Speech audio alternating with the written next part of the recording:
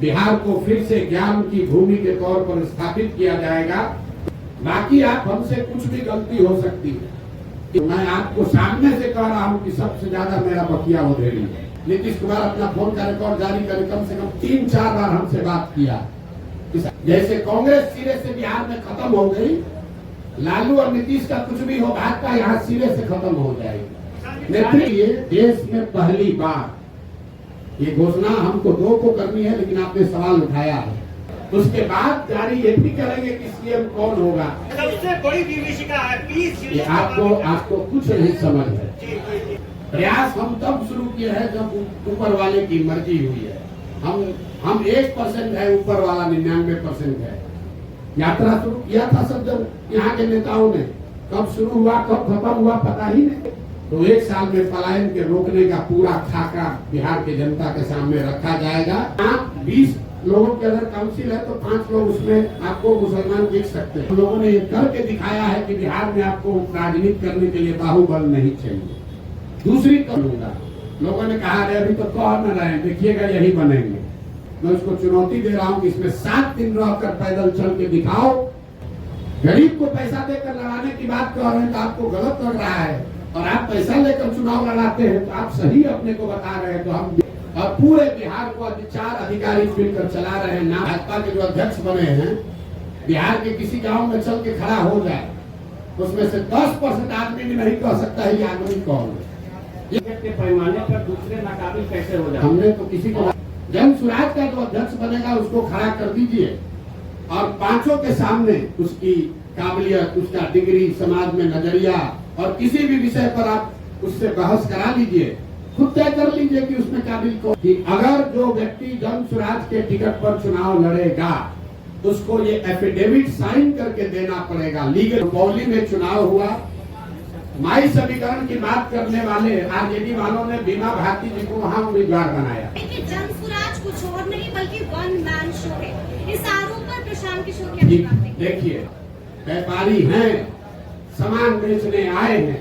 आप एक बड़ा खतरा बनकर उभरे हैं, तो कईयों ने आपको भी संपर्क करने की कोशिश की होगी। तो प्रशांत किशोर के रोज भाई देखिए, कितनों का कॉल आया, किसका कॉल आया? ऐसा तो आपको कैसे लग रहा है कि हमारे पास ऑफर नहीं आ रहा? तो 35 सीट अगर जन सुराज को आया तो प्रशांत किशोर की जन सुराज की इस प्रयास की हार होगी। प्रशांत जी, तो पहली सूचना आपको ये देनी है कि यात्रा अगले 1-1.5-2 वर्षों तक जैसे पहले चल रही थी वैसे ही आगे चलती रहेगी। जब जो बिहार की जनता को मैंने आश्वासन दिया है, दल बनने से या दूसरे उद्देश्यों के पूरा होने से यात्रा नहीं रुकने वाली है। 2 अक्टूबर जब दूसरा उद्देश्य जो इसका दल बनाने का था उसकी परिणति 2 अक्टूबर को हो रही है। 2 अक्टूबर को दल बन रहा है, लेकिन यात्रा 2 अक्टूबर के बाद भी, अभी मैं सुपौल अररिया में हूँ, वो आगे चलता रहूंगा, चाहे उसके लिए 1 बरस लगे या 2 बरस लगे, यात्रा में कोई रुकावट नहीं आएगी। दूसरे उद्देश्य को लेकर आपको ये सूचित करना चाहते हैं कि 2 अक्टूबर को अभी तक के प्रयासों के आधार पर उसके परिणाम स्वरूप 2 अक्टूबर को बिहार में एक नए दल, नए विकल्प के तौर पर जन सुराज एक नया राजनीतिक दल आपको देखने को मिलेगा। 2 अक्टूबर को आपको ये भी पता चलेगा कि इस दल का नेतृत्व किन लोगों के हाथ में होगा। 2 अक्टूबर को इस दल के नाम की, इसके संविधान की और इसके नेतृत्व की घोषणा जन सुराज से जुड़े हुए हजारों कार्यकर्ताओं, साथियों, इसके बनाने वालों के सामने, मीडिया बंधुओं के सामने इसकी घोषणा की जाएगी। और जैसा कि मैंने पहले बताया था, जन सुराज दल जब बन रहा है तो न मैं उसका नेता था, न मुझे उसका नेता बनना है। बिहार की जनता ने गांव-गांव में घूमकर जिन लोगों से हम मिले हैं, समाज को मथ कर जिन लोगों को निकाला है, एक प्रयास किया है कि बिहार के सामने ऐसे लोगों का नेतृत्व दिया जाए जिसमें प्रशांत किशोर से जो आदमी बेहतर है, जिसकी काबिलियत, जिसका जज्बा, जिसका चरित्र, जिसकी ईमानदारी, जिसके अंदर बिहार को सुधारने का मादा हर उस व्यक्ति में जिसने प्रशांत किशोर से ये ज्यादा है, वो आपको इसके नेतृत्व में दिखेगा। तो 2 दिन और अगर आप इंतजार करेंगे तो आपको पता चलेगा कि 2 अक्टूबर को जन स्वराज की लीडरशिप काउंसिल में किन लोगों का चयन हुआ, किन लोगों को जनता ने बताया, और साथ ही पार्टी के अध्यक्ष की घोषणा भी 2 तारीख को की जाएगी।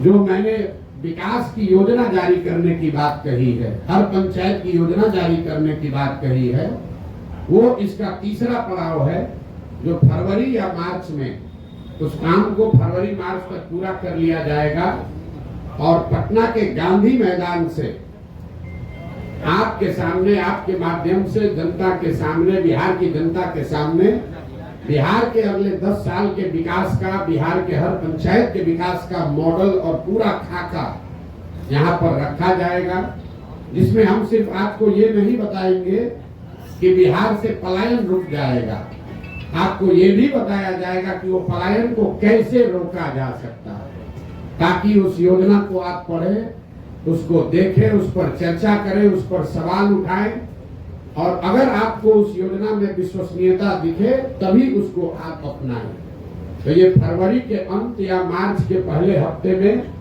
पटना गांधी मैदान में जन स्वराज का, बिहार को सुधारने का जो प्रयास है, जो अभियान है, जो योजना है, जिसको बनाने में बिहार की जनता के साथ साथ गांव से जो हम लोगों ने जानकारी इकट्ठा की, उसके साथ साथ आपके जानकारी के लिए बता दूं कि देश के करीब देश विदेश में 200 से ज्यादा बड़े बड़े विशेषज्ञ, इनमें से ज्यादातर लोगों का नाता बिहार से है, वो चाहे अमेरिका में है, ऑस्ट्रेलिया में है, इंग्लैंड में है या देश के अन्य हिस्सों में है, ऐसे 200 से ज्यादा लोगों ने बिहार में होने वाले इस प्रयास में अपना योगदान देना स्वीकार किया है और इस विजन डॉक्यूमेंट को, बिहार की योजना को बनाने में उन्होंने अपना योगदान दिया। तो आपकी उत्सुकता के लिए 3 बातें फिर से समराइज कर देता हूं। प्रशांत किशोर की 2 साल से चलने वाली पदयात्रा पहले की माफिक ही वापस वैसे ही चलती रहेगी। सुपौल और अररिया में मैं हूं और आगे वहां से किशनगंज जाऊंगा, उसके बाद कटिहार, फिर पूर्णिया, फिर भागलपुर, मुंगेर, जमुई होते हुए दक्षिण बिहार के इलाके को कवर किया जाएगा। दूसरी घोषणा ये है कि 2 अक्टूबर को जन स्वराज विधिवत तौर पर, औपचारिक तौर पर एक राजनीतिक दल के तौर पर उसकी घोषणा की जाएगी। 2 तारीख को दल के नेता, संविधान और नेतृत्व की भी घोषणा की जाएगी।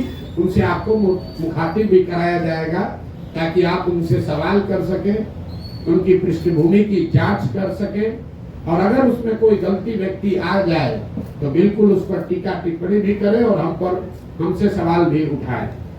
और तीसरा जो मैंने आपको बताया कि जब दल बन जाएगा, 6 महीने अभी हमको और लगेंगे, तो बिहार के विकास का जितने लोग सवाल उठा रहे हैं कि प्रशांत किशोर कह रहे हैं, जन स्वराज वाले कह रहे हैं कि 1 साल में पलायन रोक देंगे, तो 1 साल में पलायन के रोकने का पूरा खाका बिहार की जनता के सामने रखा जाएगा कि उस पलायन को कैसे रोका जाएगा। अगर जन स्वराज में हम लोग कह रहे हैं कि 15 साल से कम उम्र के हर बच्चे के लिए अगले 5 से 7 वर्षों में विश्व स्तरीय शिक्षा की व्यवस्था बनाई जाएगी, बिहार को फिर से ज्ञान की भूमि के तौर पर स्थापित किया जाएगा, तो उसका पूरा योजना बनाकर आपके सामने जारी करेंगे। और अभी तक मेरा जो 2 साल का पदयात्रा का अनुभव रहा है और आगे की योजना के बारे में अब आपके जो सवाल है, मैं आपके सामने बैठा हुआ हूं। आप स्वेच्छा से अगले 1 घंटे तक जो कुछ भी सवाल चाहे वो पूछ सकते हैं। आप सबका फिर से बहुत बहुत धन्यवाद। अब आपकी तरफ बराबर इंटेंशन लग रहा है, इसमें सच्चाई क्या है? मेरा झुकाव बिहार की जनता के प्रति, बिहार की जनता के प्रति झुकाव है। और बिहार में 18-19% मुसलमान भी रहते हैं, तो मेरा 1/5वां हिस्सा 20% झुकाव मुसलमानों के लिए भी है। अगर जन स्वराज में 100 लोग अगर आकर इसको साथ में बना रहे हैं, तो उसमें 20% मुसलमान की भी भागीदारी, हिस्सेदारी होनी चाहिए। उसमें 35% अति पिछड़ों की भी भागीदारी होनी चाहिए, 19% उसमें दलित भी होने चाहिए, 15% 14% सवर्ण भी होने चाहिए, 15% यादव समाज के लोगों का भी भागीदारी होगी और बाकी जो समाज है उनकी भी। हम लोगों ने ये कहा है कि जिसकी जितनी संख्या है उसको उतनी भागीदारी दी जाएगी। तो पत्रकारों ने ये समझ लिया कि ये तो पहले से जो दल कह रहे हैं वही बात प्रशांत किशोर कह रहे हैं। नहीं, आप इस बात को समझ लीजिए, जन सुराज में जगह पाने का एक और एकमात्र क्राइटेरिया है काबिलियत। बिना काबिलियत के आप जन सुराज में कोई जिम्मेवारी की जगह नहीं पा सकते हैं। लेकिन अगर जगह है 100 और 1000 आदमी काबिल है तो कैसे उन 100 का बंटवारा होगा? उसके लिए मैंने कहा कि हर काबिल आदमी किसी न किसी जाति या समाज का है और हर समाज में काबिल आदमी है। तो जन सुराज का ये प्रयास है कि हर समाज के काबिल आदमी को ढूंढ कर निकाला जाए और उस समाज की जितनी संख्या है उस समाज के उतने काबिल लोगों को जन सुराज में शामिल किया जाए। तो जो जन सुराज की लीडरशिप काउंसिल बनी है जिसकी घोषणा 2 तारीख को होगी, उसमें आपको दिखेगा कि 20 लोगों की अगर काउंसिल है तो 5 लोग उसमें आपको मुसलमान दिख सकते हैं। लेकिन वो इसलिए नहीं 5 होंगे कि वो 5 मुसलमान हैं, वो इसलिए होंगे कि वो 5 सबसे काबिल व्यक्ति हैं जो मुसलमान भी हैं। उसमें 5 दलित समाज के लोग भी होंगे, लेकिन वो इसलिए नहीं होंगे कि वो दलित समाज के हैं, वो इसलिए हैं कि वो बिहार के सबसे काबिल चरित्रवान लोग हैं जिनको समाज ने चुना है, जो दलित भी है। उसमें 15% लोग यादव समाज के भी होंगे। वो इसलिए नहीं होंगे कि वो यादव है, वो इसलिए होंगे कि वो यादव समाज, वो बिहार के सबसे काबिल यादव समाज के लोग हैं। और यही तो 2 बरस से हमारा आपको यह वादा है, बिहार की जनता को जो हमने वादा किया है कि ईमानदारी और शुद्धता में कमी नहीं आएगी। बाकी आप हमसे कुछ भी गलती हो सकती है, इस प्रयास के ईमानदारी और शुद्धता में कमी नहीं आएगी। और उसका पहला पैमाना, पहला कसौटी था कि मैं पैदल चल रहा हूं कि नहीं। आप में से कई लोगों ने कहा कि पैदल चलने से क्या होता है, प्रशांत किशोर तो बिजनेसमैन है, कितना दिन चलेगा। लेकिन मेरा बड़ा से बड़ा विरोधी भी ये नहीं कह सकता है कि 2 साल से मैंने ईमानदारी से अपना चलना पूरा किया है कि नहीं। गांव में ही रहे हैं, गांव में चले हैं। और इसी बिहार में जहां मुखिया बन जाने के बाद भी आदमी कहने लगता है कि हमको बहुत हमारे जान पर खतरा है, बिहार में जान का खतरा है, बिना बाहुबल के राजनीति नहीं कर सकते हैं। आप में से जिन लोगों ने भी जन सुराज की यात्रा देखी है, इतनी बड़ी व्यवस्था है, लेकिन इसमें एक सिपाही और हवलदार न पहले दिन था, न आज है, न आगे होगा। मैं गांव के सरेहों में ही सोया हूं और आज तक ये बिहार की जनता की काबिलियत है, उसका कैरेक्टर है कि मैं आपको कैमरे पर बता रहा हूं। चाहे जिस किसी समाज के गांव में मैं गया हूं, मुझे लोगों ने उतना ही सम्मान दिया है, प्यार दिया है। मुझे किसी कुत्ते ने भी नहीं काटा है आज तक। 2 वर्ष से हम लोग पैदल चल रहे हैं। तो जितने लोग कहते हैं कि राजनीति के लिए बाहुबल चाहिए, तो हम लोगों ने ये करके दिखाया है कि बिहार में आपको राजनीति करने के लिए बाहुबल नहीं चाहिए। दूसरी कसौटी इसकी ये होगी कि मैंने कहा था कि मैं इसका नेता नहीं बनूंगा। लोगों ने कहा अरे अभी तो कह न रहे, देखिएगा यही बनेंगे। तो 2 तारीख को आपको दिखेगा कि प्रशांत किशोर जब तक पदयात्रा जो कर रहे थे वही वापस 2 के बाद भी करते नजर आएंगे। 2 तारीख को नया नेतृत्व बिहार से घोषित कर देंगे। तीसरा मैंने ये कहा था कि जिस आदमी को भी इसका नेतृत्व चुनकर देंगे वो आदमी प्रशांत किशोर से ज्यादा काबिल आदमी होगा। तो आप जिनको हम बना रहे हैं, आप देखिएगा वो आदमी प्रशांत किशोर से ज्यादा विद्वान और होशियार कैरेक्टर वाला होगा, ऐसा मेरा विश्वास है। उस कसौटी पर आप लोग कसिए 2 तारीख को। और फिर जब यहाँ का एजेंडा जारी करेंगे मार्च में, तो आप सारे विद्वान लोगों से मैं आग्रह करूंगा कि 2 महीना तक जिसको भी जिस विषय की जानकारी है, आप पूरी तरीके से उस बात का अध्ययन करके सवाल कीजिए कि क्या 1 वर्ष में बिहार में पलायन रोकने का वादा पूरा किया जा सकता है कि नहीं। कोई बात बिना जांचे परखे नहीं करना, हमारे कहने पर नहीं, हमारी कथनी पर नहीं, हमारी करनी पर आपको भरोसा करना है। अगर उस करनी के द्वारा हम आपका विश्वास अर्जित कर पा रहे हैं तो बात को का समर्थन कीजिए। अगर हमारे कथनी और करनी में फर्क है तो मैं आपको सामने से कह रहा हूं कि सबसे ज्यादा मेरा बकिया उधेड़ी है। ये प्रसाद जी ये एक और चीज, 1 मिनट, किसी ने यहाँ कहा कि प्रशांत किशोर एसी वाला टेंट लगाकर चलते हैं। तो प्रेस कॉन्फ्रेंस हमने टेंट में इसलिए रखा है कि इसी टेंटों में हम लोग 2 साल से रह रहे हैं। तो मैं चाहूंगा कि यहाँ आपकी प्रेस वार्ता के बाद इस टेंट का मुआयना भी कीजिए और बिहार में जो भी अपने को जमीनी नेता मानता है मैं उसको चुनौती दे रहा हूँ कि इसमें 7 दिन रहकर पैदल चल के दिखाओ, तब तो बताते हैं कि तुम्हारा कितना कैरेक्टर है और कितना जमीन पर काम कर सकते हैं। इस कैंप का वीडियो बनाकर जारी कीजिए और खुली चुनौती दे रहा हूँ कि इस कैंप पे 7 दिन रहिए। जिसको ये 5 स्टार दिख रहा है, आप सब साथी यहाँ बैठे हैं, बढ़िया मौसम है बाहर, 15 मिनट में पसीना छूट रहा है। इसी टेंट में हम लोगों ने जाड़ा भी काटा है, बरसात भी देखा है और मैं अकेले नहीं हूँ।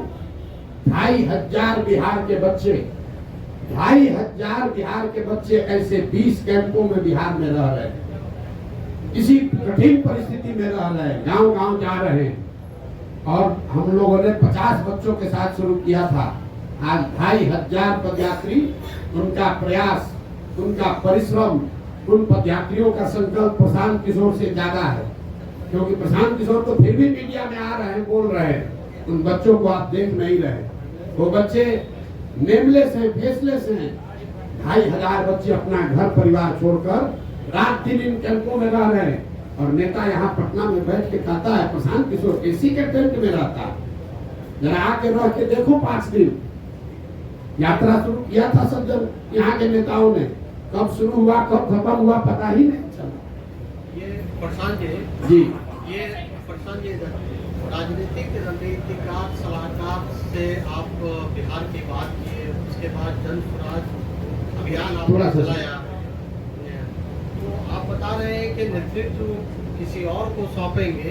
तो वैसी स्थिति में प्रशांत किशोर की जन स्वराज में आगे क्या भूमिका रहेगी, किस तौर पर वो जाने जाएंगे? प्रशांत किशोर की भूमिका रहेगी बिहार के समाज को जगाने का, समझाने का। क्योंकि प्रशांत किशोर की सोच ये है, जो कि गांधी की सोच से प्रेरित है, कि अगर राजनीति में आमूल चूल परिवर्तन लाना है तो बिना समाज में हस्तक्षेप किए हुए, समाज के स्तर पर काम किए बगैर आप राजनीति को और व्यवस्था को नहीं सुधार सकते। ऐसा नहीं है कि प्रशांत किशोर कहीं जा रहे हैं। हमारी सबसे बड़ी चुनौती क्या है? आप लोग सवाल क्या पूछते हैं? बात तो अच्छी है, प्रयास तो अच्छा है, समाज मानेगा तब न, जाति टूटेगा तब न। तो सबसे बड़ी चुनौती जो है समाज को मनाने समझाने की, वो चुनौती, वो काम प्रशांत किशोर के कंधे पर है।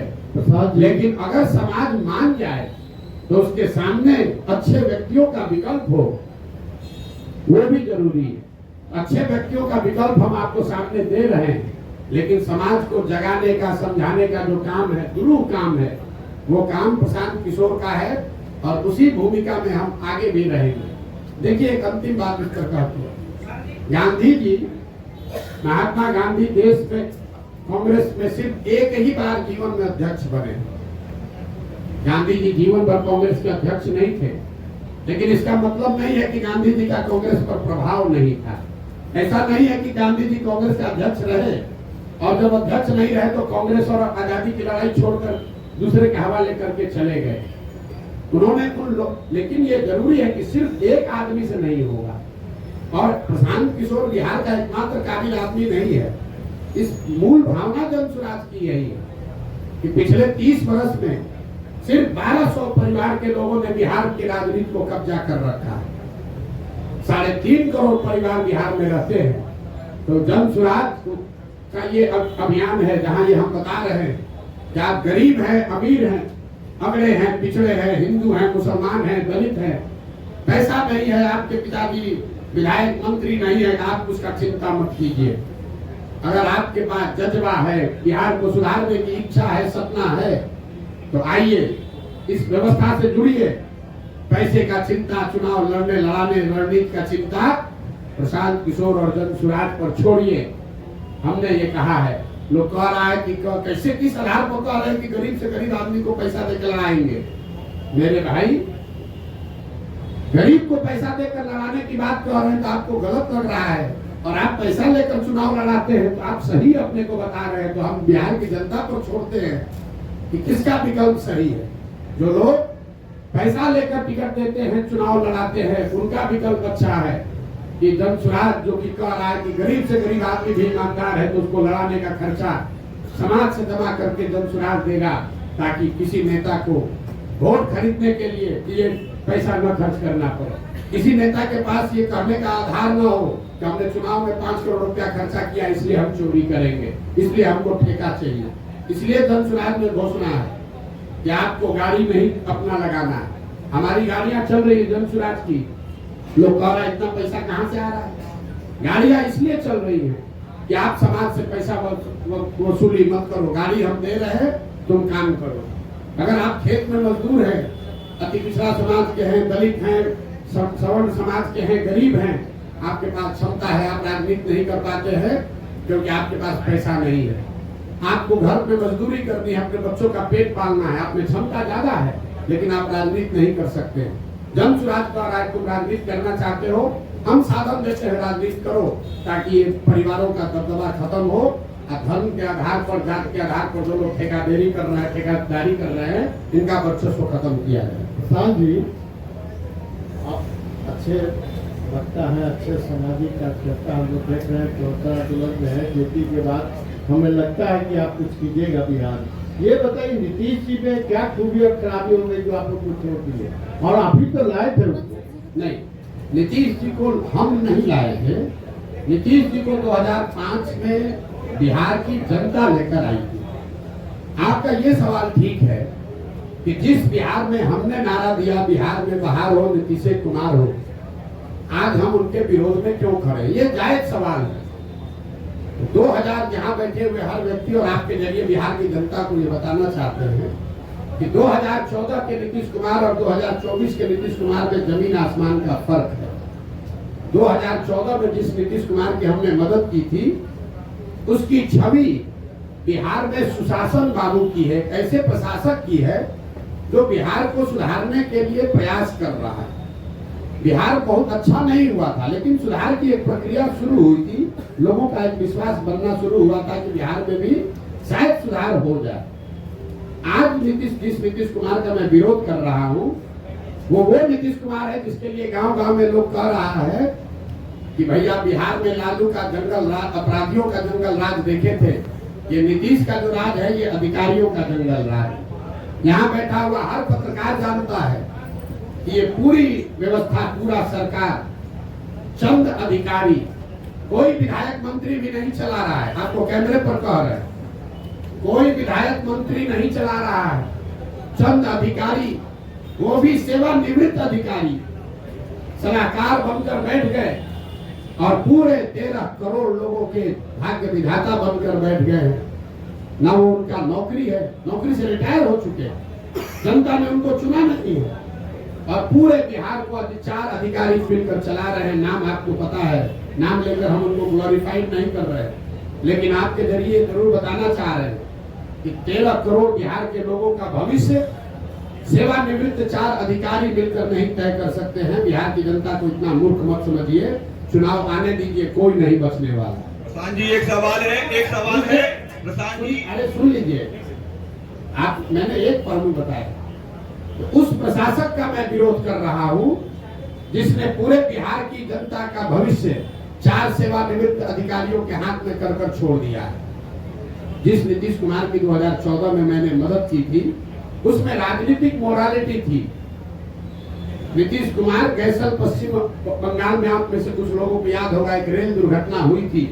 नीतीश बाबू तब रेल मंत्री थे, 200 से ज्यादा लोगों की मृत्यु हुई। नीतीश कुमार ने रेल मंत्री पद से वाजपेयी की सरकार में इस्तीफा दिया था, मैंने उस नीतीश कुमार की मदद की थी। आज जिस नीतीश कुमार का विरोध कर रहा हूं वो नीतीश कुमार है कि कोरोना के काल में हजारों लोग मर गए, उनकी मृत्यु हो गई, लाखों बच्चे पूरे कोरोना से पूरे देश में संकट आया, लेकिन जितना कष्ट बिहार के लोगों को हुआ उतना कष्ट किसी को नहीं हुआ। लाखों बच्चे बिहार के रोड पर मारे मारे फिर रहे थे, और आपको मालूम है नीतीश कुमार बंगले से नहीं निकले, इसलिए नीतीश कुमार का विरोध कर रहे हैं। तीसरा, नीतीश कुमार का इसलिए विरोध कर रहे हैं, 2015 में 14 में नीतीश कुमार चुनाव नहीं हारे थे, लोकसभा में उनके दल को चुनाव लोगों ने हराया था, उनके दल को 2 MP मिला था। नीतीश कुमार के पास 117 विधायक थे, उनको बहुमत था, फिर भी उन्होंने पद छोड़कर मांझी जी को मुख्यमंत्री बनाया था कि भाई जनता का विश्वास हम पर नहीं है तो दूसरे को मुख्यमंत्री बनना चाहिए। आज उस नीतीश कुमार की मैंने मदद की थी। आज जिस नीतीश कुमार का विरोध कर रहे हैं वो नीतीश कुमार है जो चुनाव हार गया है। 243 के विधानसभा में 42 विधायक जीता है इस आदमी का, और कभी लालटेन पर लटक कर, कभी कमल पर बैठकर ये आदमी राज कर रहा है। जिस दिन परिणाम आपके सामने खुलासा कर रहे हैं, जिस दिन 2020 का चुनाव का परिणाम आया, नीतीश कुमार अपना फोन का रिकॉर्ड जारी करे, कम से कम 3-4 बार हमसे बात किया, इस शख्स ने 3-4 बार हमसे बात किया। हमने इनको सलाह दिया कि आपको 42 विधायक आया है, मत बनिए मुख्यमंत्री, ये जनता के आदेश का उल्लंघन होगा। 6 बजे तक आप लोगों को भी जानकारी होगा, शाम में 6 बजे तक कहते रहे नहीं बनेंगे, 6:30 बजे फिर वही जाकर मुख्यमंत्री बन गए। इस नीतीश कुमार का विरोध कर रहा हूं। तो अच्छे प्रशासक का समर्थन किया था, नैतिकता वाले राजनेता का समर्थन किया था, बिहार को सुधारने वाले व्यक्ति का समर्थन किया था। जिसका विरोध कर रहा हूँ वो उसका विरोध है जो कि जिसकी एक ही प्राथमिकता बची है, किसी भी तरीके से फेविकॉल लगाकर कुर्सी पर बैठे रहो, बिहार का जनता का जो होता है होने दो। आपने कहा कि आपका जो मुकाबला है वो एनडीए से है, आरजेडी को आप कोई मुकाबला नहीं मानते हैं, तो क्या आपको नहीं लगता कि कहीं आपका ये बयान आप पर बैकफायर भी हो सकता है, क्योंकि कहीं ना कहीं एक खास वोट बैंक पर आपकी भी नजर है अगर इस स्टेटमेंट को हम देखें तो? नहीं, आप ये भाई इसके लिए कोई आपको बहुत ज्ञानी होने की जरूरत नहीं है। आप 2005 से जब से एनडीए बना है उसके बाद से आरजेडी की कोई ताकत रही नहीं है। 2005 से आप आगे का इलेक्शन का आंकड़ा उठाकर देख लीजिए तो आरजेडी को कभी, आरजेडी या उनके द्वारा बनाए गए गठबंधन को कभी जीत नहीं मिली है। महागठबंधन का एक अपवाद छोड़ दिए जिसमें हम लोगों ने मदद की थी, उसमें भी आरजेडी जूनियर पार्टनर ही था। नीतीश जी के चेहरे पर चुनाव लड़ा था, आरजेडी के नाम पर चुनाव नहीं लड़ा गया था। और अभी का लोकसभा का चुनाव देख लीजिए, इस लोकसभा चुनाव में 176 विधानसभा में भाजपा और एनडीए को बढ़त है। तो हमारा अगर मुकाबला है तो जो 176 में आगे है उससे मुकाबला होगा कि जो 50 सीट में आगे है उससे मुकाबला होगा।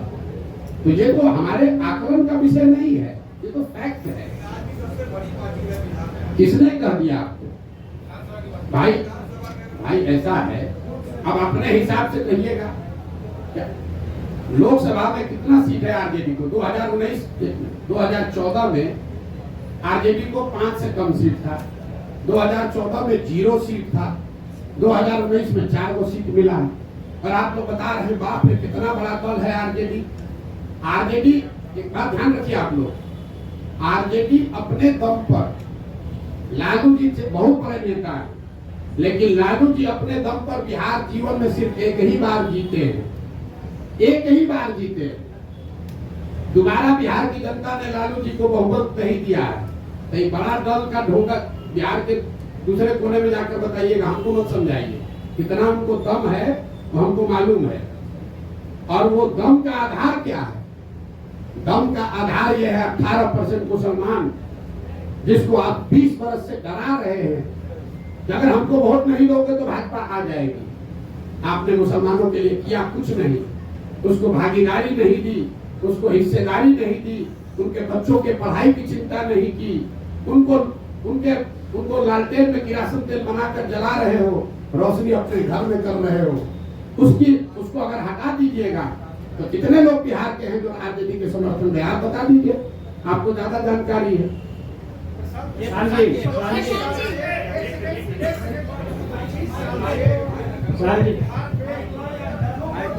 वही चिपका हुआ जी 25 साल से जो वोटर जहाँ है वही चिपका हुआ है।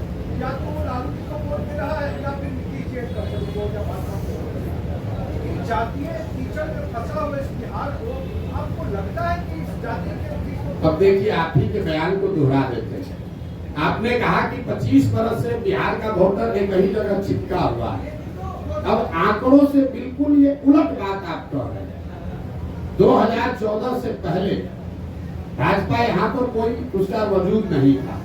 14 में भाजपा नीतीश कुमार से अलग हटकर अपना गठबंधन बनाकर 30 से ज्यादा एमपी जीत गया, तो कैसे वोटर चिपका हुआ?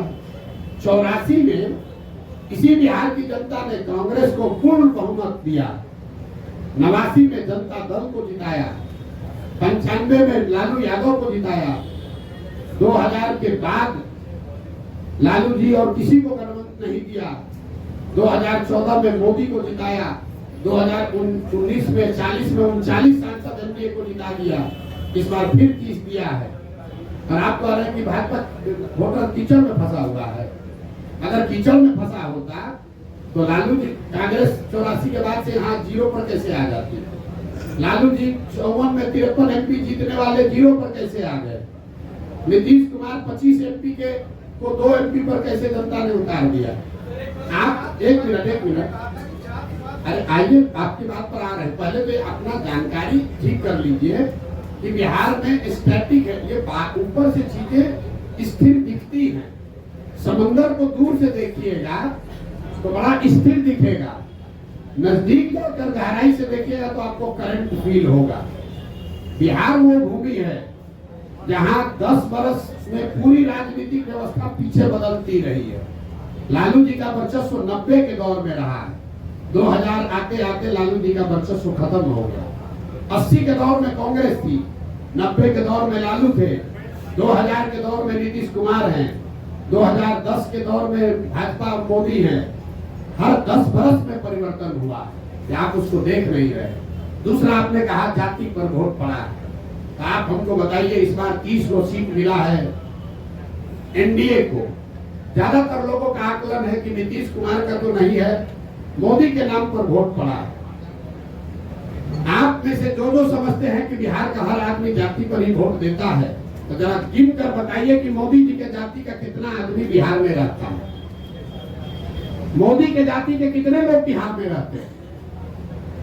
भाजपा का मोदी का गुनाह ये है कि जिस बिहार को जातिवादी समाज कहकर लोग हंसते हैं, अनपढ़ कहते हैं, हम लोग को बेइज्जत करते हैं, उस समाज ने जातियों से ऊपर उठकर गुजरात के एक लड़के को राजा बनाया। लेकिन मोदी जी ने पिछले 12-15 साल में बिहार के विकास के लिए हमने खुली चुनौती दे रखी है 2 साल से। एक दिन अगर मोदी जी ने बिहार के विकास के लिए एक बैठक किया हो, काम का छोड़िए, अगर आप लोग सब पत्रकार हैं, आपको भी बता रहे हैं, अगर 12-15 साल में मोदी जी ने अगर आपने कोई खबर छापी हो कि मोदी जी ने बिहार के विकास के लिए, बिहार में शुगर मिल चालू करने के लिए, या बिहार में इंडस्ट्रियलाइजेशन के लिए, या बिहार में पलायन रोकने के लिए मोदी जी ने आज बैठक बुलाई है दिल्ली में, आप हमको खबर दिखा दीजिए। और ये सारे प्रयास के बाद हम जन स्वराज का अभियान वापस लेकर एनडीए का समर्थन कर देंगे, आप दिखाइए। लेकिन जिस समाज ने जाति धर्म सब भूल कर मोदी को जिताया, उस मोदी ने बिहार की चिंता नहीं की। जैसे एक मिनट पूरा समझ लीजिए, बिहार के बर्बादी के जो दोषी हैं वो लालू और नीतीश है, लेकिन इसके असली गुनाहगार कांग्रेस और भाजपा ही है। ये क्यों कह रहा हूं मैं? लालू और नीतीश ने बिहार में सत्ता चलाया है। बिहार की जनता ने उनको एक बार जीवन में, लालू जी को 1995 में और नीतीश जी को 2005 में एक ही बार मत दिया। लेकिन लालू जी जंगल राज 15 साल इसलिए चला पाए कि चंद सांसदों के लालच में कांग्रेस के लोगों ने बिहार और बिहार के बच्चों का भविष्य लालू के हाथ में गिरवी रख दिया। और जो गलती कांग्रेस ने की, वही गलती आज भाजपा कर रही है। ये भाजपा वो दल है जो पूरे देश के इसके लिए हम लोग कहते हैं कि दूसरे का दल को तोड़कर सांसद विधायक खरीद के सरकार बनाता है। बिहार में उसका 80-75 विधायक है, नीतीश का 43 है, लेकिन यहाँ सरकार नहीं बनाया है। यहाँ नीतीश को बैठा दिया है ताकि हमको 12-15 MP मिलता रहे। तो भाजपा ने भी वही गलती की है जो कांग्रेस ने किया। कांग्रेस ने हम लोग के बच्चों का भविष्य लालू के हाथ में बेचा, भाजपा वाले हम लोग का भविष्य नीतीश के हाथ में बेचे हैं, और परिणाम भी वही होगा। जैसे कांग्रेस सिरे से बिहार में खत्म हो गई, लालू और नीतीश का कुछ भी हो, भाजपा यहाँ सिरे से खत्म हो जाएगी। नेतृत्व ऑलरेडी आप देख रहे हैं, भाजपा बिहार में नेतृत्व विहीन पहले से हो गई है, कुछ नहीं बचा है। देखिए किसको बनाए। ये बताइए प्रशांत जी, रुकिए। भाजपा के जो यहाँ अध्यक्ष बने हैं, हम आपको आपके मन से बता रहे हैं, सुन लीजिए, उसके बाद में 1 घंटा बैठे हुए। भाजपा के जो अध्यक्ष बने हैं, बिहार के किसी गांव में चल के खड़ा हो जाए, उसमें से 10% आदमी भी नहीं कह सकता है ये आदमी कौन है। ये भाजपा के नेतृत्व का देखिए स्थिति। जो भाजपा के अभी अध्यक्ष है, उसको बिहार में 10% आदमी पहचानता नहीं है कि आदमी है कौन। अब भाजपा उनके जरिए बिहार सुधारना चाहती है, ये दिखाता है। यही काम कांग्रेस ने किया था, उन्होंने अपने नेतृत्व को खत्म करके लालू के हवाले कर दिया। तो भाजपा ने अपने नेतृत्व को, उसमें भाजपा में भी जो काबिल आदमी है उसको सबको हटा के और ऐसे लोगों को दिया है जो नीतीश का झोला ढोते रहे, उसके पीछे चलते रहे। प्रशांत जी, आपकी काबिलियत के पैमाने पर दूसरे नाकाबिल कैसे हो जाते हैं? जी, आपकी काबिलियत के पैमाने पर दूसरे नाकाबिल कैसे हो जाते हैं? हमने तो किसी को नाकाबिल कहा ही नहीं। और नहीं, एक तो निरपेक्ष भाव से तो यही बात जा रही है ना कि आप काबिल लोगों को लाएंगे, यानी जी। अभी तक सत्ता में जो लोग हैं या आते रहे वो नाकाबिल हैं। नहीं। मेरी पूरी बात सुन लीजिए। और अगर आपकी काबिलियत का पैमाना क्या है, निर्धारण आपने किस ठीक बात, ये अच्छा सवाल है। और दूसरी, उसके साथ दूसरी बात ये कि अगर सत्ता में आने के बाद काबिल लोग नाकाबिल हो जाते हैं तो आपके जन सुराज की क्या गारंटी है? और अगर गारंटी नहीं है तो बिहार की जनता एक छल के लिए और क्यों ठीक मजबूर? 3 सवाल आपके जवाब दे रहा हूँ। पहला, इन्होंने कहा कि आप कह रहे हैं कि काबिल आदमी को लाएंगे मतलब दूसरा नाकाबिल है। ये बात नहीं है। लकीर बड़ी करने के लिए उस दूसरे को काटना जरूरी है, उससे लंबी लकीर खींची जा सकती है। तो जिसको जन स्वराज का नेतृत्व दे रहे हैं, इसका पहला पैमाना ये है कि उस आदमी को आप जो जन स्वराज का अध्यक्ष बनेगा, यहाँ पर 3 बड़े पार्टियों के 4 बड़े पार्टियों के अध्यक्ष पहले से हैं। भाजपा के अध्यक्ष दिलीप जायसवाल जी हैं, जदयू के अध्यक्ष उमेश कुशवाहा जी हैं, आरजेडी के अध्यक्ष जगदानंद जी हैं और कांग्रेस के अध्यक्ष अखिलेश जी हैं। जन स्वराज का जो अध्यक्ष बनेगा उसको खड़ा कर दीजिए और 5 के सामने उसकी काबिलियत, उसका डिग्री, समाज में नजरिया और किसी भी विषय पर आप उससे बहस करा लीजिए, खुद तय कर लीजिए कि उसमें काबिल कौन है। काबिलियत का पैमाना समाज है। दूसरी बात आपने कही कि ये इसकी क्या गारंटी है कि जन स्वराज का आदमी, अगर काबिल आदमी भी गलत बन जाए।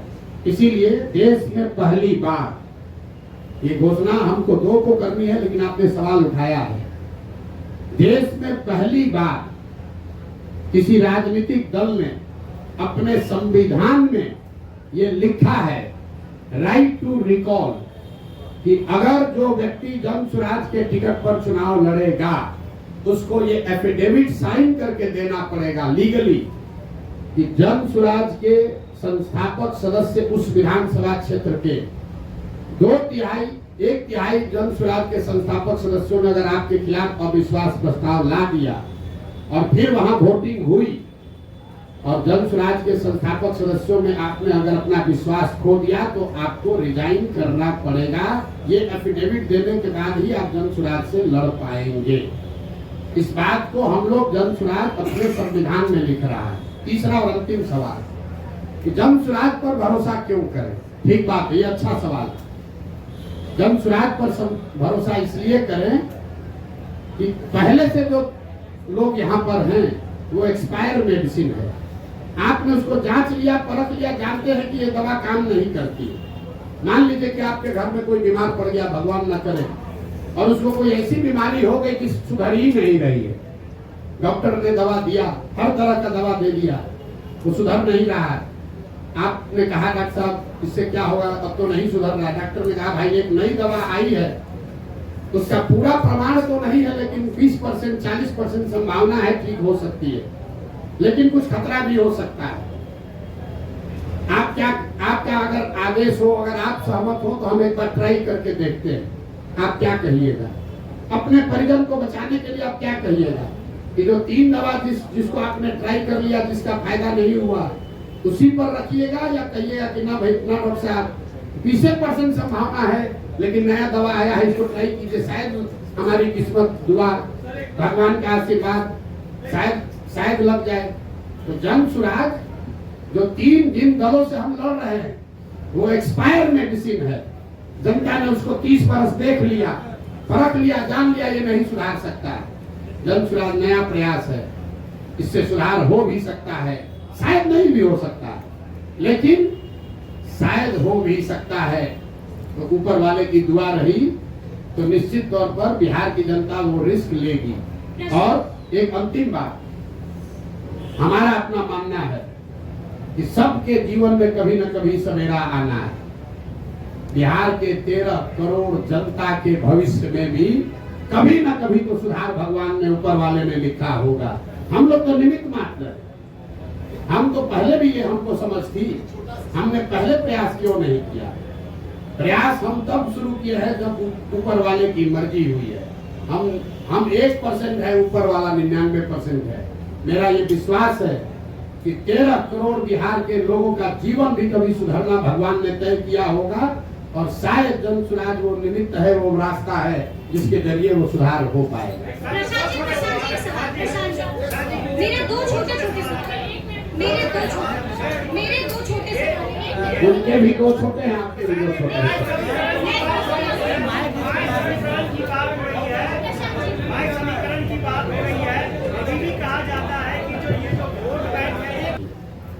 पूर्णिया रुपौली में चुनाव हुआ है। सबसे ताजा प्रमाण, जनता का प्रमाण ही सबसे बड़ा प्रमाण है। रुपौली में चुनाव हुआ, माई समीकरण की बात करने वाले आरजेडी वालों ने बीमा भारती जी को वहां उम्मीदवार बनाया। रुपौली की स्थिति से जो लोग जानकारी रखते हैं, बीमा भारती जी के अपने जाति के 35-40 हजार लोग उस विधानसभा में रहते हैं। 15,000 MY में वाई समाज के लोग, यादव समाज के लोग रहते हैं, और 45,000 वहां मुसलमान रहते हैं। तीनों मिलाइएगा तो 1 लाख हुआ। और माई समीकरण के जमींदारी का दावा करने वाले लोग, ठेकेदारी करने वाले लोग के कैंडिडेट को 30,000 वोट आया। दूसरा देखिए, एनडीए का अति पिछड़ा तो नीतीश जी के साथ है, तो भैया रुपौली में 1,10,000 अति पिछड़ा है, उनको कितना वोट आया? 50,000। और जीता कौन? उस वो आदमी जीता है, हमारा आदमी नहीं जीता है। जन सुराज की बात छोड़ दीजिए, वो आदमी जीता है जिसके जाति का 5-6 हजार आदमी वहां रहता है। और आप लोग कह रहे हैं कि बिहार में माई समीकरण है, सब जाते हैं, पब्लिक सब पागल है। अरे भाई आप ये समझिए, अगर यहाँ सोना और पीतल रख दिया जाए तो आप किसी जाति के यहाँ सोना उठाइएगा कि पीतल उठाइएगा? फर्क बस इतना है कि कोई सोना दिखना चाहिए, आचार से, विचार से, व्यवहार से, कर्म से। अगर आप सोना दिखेंगे तो समाज का कोई भी ऐसा वर्ग नहीं है, कौन नहीं चाहता है कि उसका बच्चा अच्छा पढ़े, कौन नहीं चाहता है कि उसके बच्चे के शरीर पर कपड़ा हो, कौन नहीं चाहता है कि उसके बच्चे को पलायन नहीं करना पड़े। हाँ, अब ये जिम्मेवारी हम पर है, जन सुराज पर है कि हम वो तप तपा कर सोना दिखे, वो विश्वास अर्जित करें। और मैंने कहा है कि अगर 3 वर्ष में विश्वास अर्जित नहीं कर पाए तो 5 वर्ष चाहे और चलना पड़े, 10 वर्ष प्रयास करना पड़े, हम पीछे नहीं हटने वाले। जब तक समाज को ये विश्वास न दिला दे, तब तक ये प्रयास रुकेगा नहीं। बिहार को सुधारे बगैर मानने वाले नहीं है, चाहे 2 वर्ष लगे कि 10 वर्ष लगे।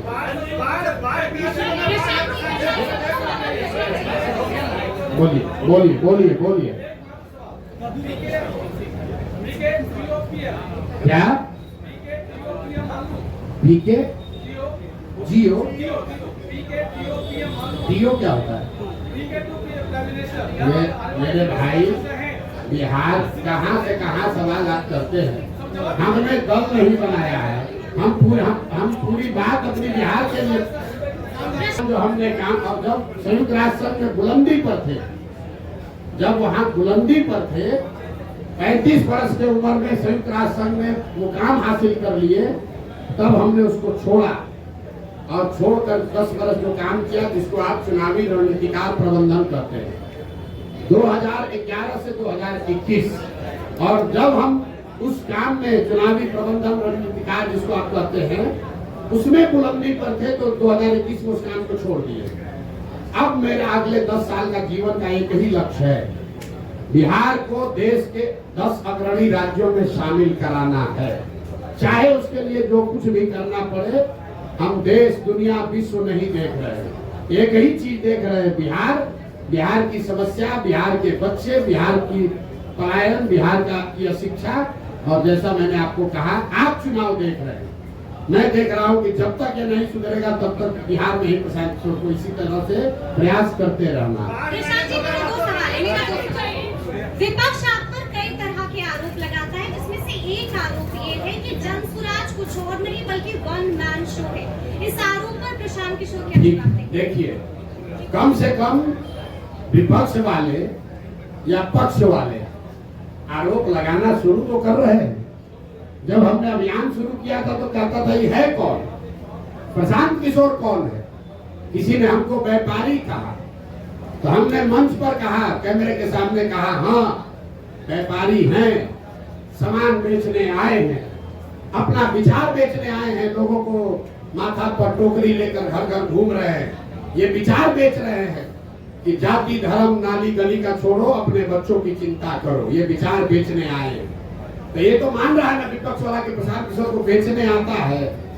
तो हम ये विचार घर घर बेच कर आए हैं कि एक बार जीवन में नेताओं की बच्चों की चिंता छोड़ दो, अपने बच्चों की चिंता करो, ये विचार बेचने आए। तो आज अभी पहली बार, आप लोग ध्यान नहीं दे रहे, पहली बार देश में ऐसा हो रहा है कि जो सत्ता में है और जो विपक्ष में है, दोनों के राजनीतिक कार्यकर्ता छोड़कर वहां जा रहे हैं जो अभी दल ही नहीं है। आप इसको जरा आकलन करके देख लीजिए। राजनीतिक कार्यकर्ता तो वहां जाता है जहां सत्ता है या सत्ता आने की संभावना है। जनसुराज अभी दल नहीं है और आरजेडी वाले चिट्ठी निकाल रहे हैं कि भैया लालू जी के समाजवाद का हवाला है, जो दल मत छोड़ो रे भाई, अरे यहीं पर बने रहो। भाजपा वाला, कल हमको एक भाजपा का नेता आया, कहा भैया भाजपा का कार्यालय है, बैठे हम लोग हैं, लेकिन चर्चा खाली जनसुराजे का हो रहा है। ये हमारी ताकत नहीं है, ये बिहार के लोगों की 30 वर्ष की छटपटाहट है। 30 वर्ष से भाजपा का डर दिखाकर लालू और लालू का डर दिखाकर भाजपा ने जो वोट लिया है, ये उनकी छटपटाहट है कि अब बिहार के लोगों को कोई रास्ता मिल जाएगा तो ये मुफ्तखोरी जो है वो छूट जाएगी, राजनीतिक बंधुआ मजदूर कोई नहीं बचेगा।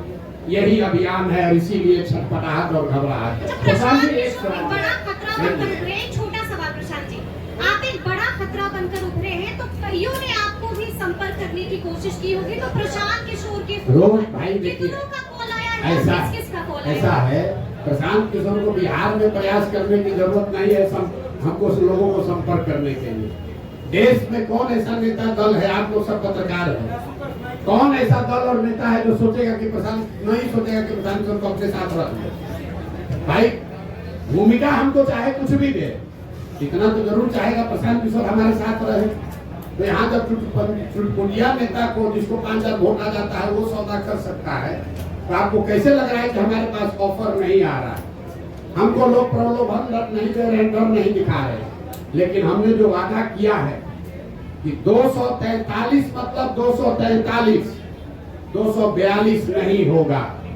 और चुनाव के बाद अगर 130-35 सीट भी आ जाए, ये भी कैमरे पर कहा है, तो प्रशांत किशोर उसको अपनी व्यक्तिगत हार मानेंगे कि मेरे प्रयास में कमी रह गई, हम बिहार को लोगों को नहीं समझा पाए। हमारे लिए आंकड़ा 122 नहीं है, मुकम्मल जीत होनी चाहिए, तभी मानेंगे कि हमारा ये प्रयास सफल हुआ। 130-135 सीट अगर जनसुराज को आया तो प्रशांत किशोर की जनसुराज की इस प्रयास की हार होगी। प्रशांत जी, इसी से जुड़ा हुआ सवाल है कि आपका आकलन बहुत सटीक रहा है, पिछले कई चुनाव में देखा गया है, और आप कहते रहे कि इस चुनाव में बिहार में या तो अर्थ पे या तो फर्श पे जी। तो अभी आपका आकलन क्या है, कितने सीट सुराज लेकर आएगी? और इसी से जुड़ा हुआ सवाल है, अगर 10, 15, 20 सीट बच जाते हैं बहुमत से, उस स्थिति में जनसुराज क्या करेगा? फिर से चुनाव में जाने के लिए बिहार की जनता को धकेल देगा। 130 आएगा ना, आप कहे 10-15 कम में रह जाएगा। हमने 15 बढ़ा दिया, और पहले इंटरव्यू में बहुमत से 15 ज्यादा आएगा तो भी उसको हम अपनी हार मान लेंगे और आपको मौका दे देंगे कि बना लीजिए। ये कह रहे हैं, आपको स्पष्टता से कह रहे हैं, अर्श पर या फर्श पर अगर हमारे प्रयास की ईमानदारी में, शुद्धता में ताकत है, तो या तो बिहार की जनता अपने और अपने बच्चों का मुस्तकबिल बदलने के लिए हमको जनसुराज को बैठाएगी, और अगर उसको समझ में नहीं आया तो कोई बात नहीं है, 5 वर्ष की और तपस्या जारी रहेगी। प्रधान जी एक सवाल आपके जवाब से एक सवाल निकल के आ रहा है। आप कह रहे हैं प्रशांत जी नहीं, आप कह रहे हैं कि 130 सीट भी आएगा तो हम हार मान लेंगे, सरकार नहीं बनाएंगे। आप बोल रहे हैं, ये कहाँ का है दूसरा लाइन? अपने से अपने लाइन बोलते हैं। मैं उसको अपने इस प्रयास के बिहार को सुधार, देखिए बिहार में सिर्फ सरकार बनने से बिहार नहीं सुधरेगा। आपने बात सुनी नहीं हमारी। बिहार तब सुधरेगा जब यहाँ 5000 अच्छे लोग मुखिया बनेंगे। बिहार तब सुधरेगा जब यहाँ पर 50,000 अच्छे लोग वार्ड सदस्य बनेंगे। बिहार तब सुधरेगा जब यहाँ 200-250 अच्छे विधायक बनेंगे। सिर्फ सरकार बदलने से, मुख्यमंत्री बदलने से बिहार नहीं सुधर सकता है। इस नजरिए से मैं कह रहा हूँ कि अगर 130 सीट आया, इसका मतलब है कि आधी बिहार की जनता भी हमसे इस विचार से, इस प्रयास से कन्विंस नहीं हुई। उस नजरिए से ये हार हुई। तो हमको और प्रयास, कम से कम 2/3 बिहार की जनता को इस प्रयास की शुद्धता और ईमानदारी पर भरोसा जब तक न हो, तब तक प्रशांत किशोर का ये प्रयास जारी रहेगा, तभी सुधार होगा। सिर्फ सरकार बनाने से सुधार नहीं होगा।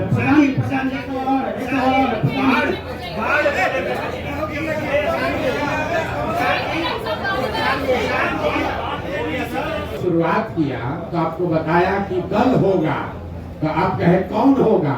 हम बोले जनसुराज होगा। फिर बोला दल का नेता कोई होगा, हमसे काबिल होगा। तो आपने फिर पूछा कौन होगा? तो हमने कहा हमसे काबिल होगा, 2 तारीख उसका नाम चेहरा देख लीजिएगा। फिर आपने कहा कि आपका एजेंडा क्या होगा? तो हमने आपको कहा गांधी मैदान से जारी करेंगे, उसको पढ़ के संतोष कर लीजिएगा। उसके बाद जारी ये भी करेंगे कि सीएम कौन होगा। एवरेस्ट पर चढ़ना है, एक कदम भी चढ़ना पड़ेगा। एक ही बार रस्सी बांध कर एवरेस्ट पर नहीं पहुंच सकते हैं। तो हमसे कोशिश कीजिएगा, गिर जाइएगा रास्ते में, खराब होगा। सबसे बड़ी विभीषिका है 20 आपको कुछ नहीं समझ है। इनका जरा सवाल सुनिए। इन्होंने कहा कि फ्लड की समस्या सबसे बड़ी विभीषिका है। सबसे बड़ी विभीषिका यहाँ के लोगों की मानसिकता, सबसे बड़ी विभीषिका यहाँ से पलायन है। अब बाढ़ पर आ जाइए।